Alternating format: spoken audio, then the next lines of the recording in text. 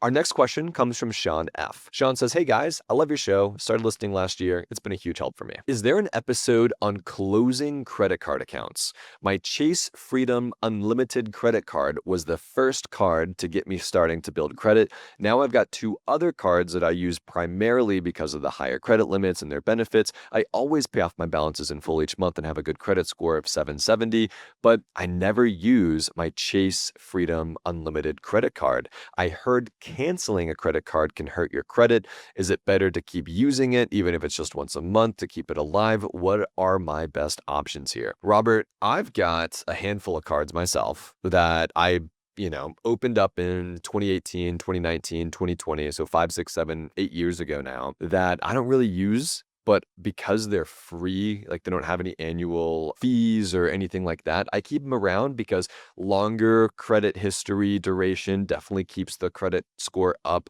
My credit score is about 815 or 820 right now. So I'm cool with that. So I'm not going to be closing any of those cards anytime soon. But I think, Sean, in your situation, the misconception is you got to keep using it to keep it alive. I don't think that's the case. I think it's okay, at least in my situation that I've observed in my own credit card portfolio, quote unquote, if you want to call it that.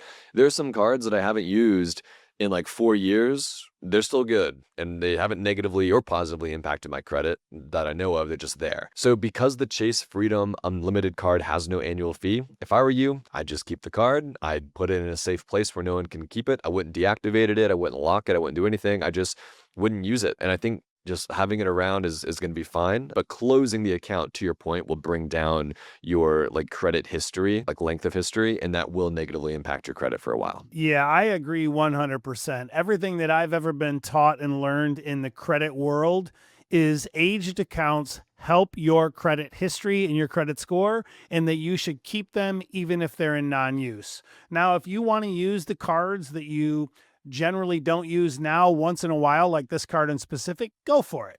Put a subscription on it, buy a tank of gas, do something, pay it off every month. But I don't think it's necessary of anything I've ever learned to use it in order to keep it in good standing and help your credit score. But I just don't recommend you close out these older accounts because it just helps you long term show your credit history, show that you've been on time and you've built these older aged accounts. So I agree with Austin. I would keep it, use it or don't use it because it's going to help you long term.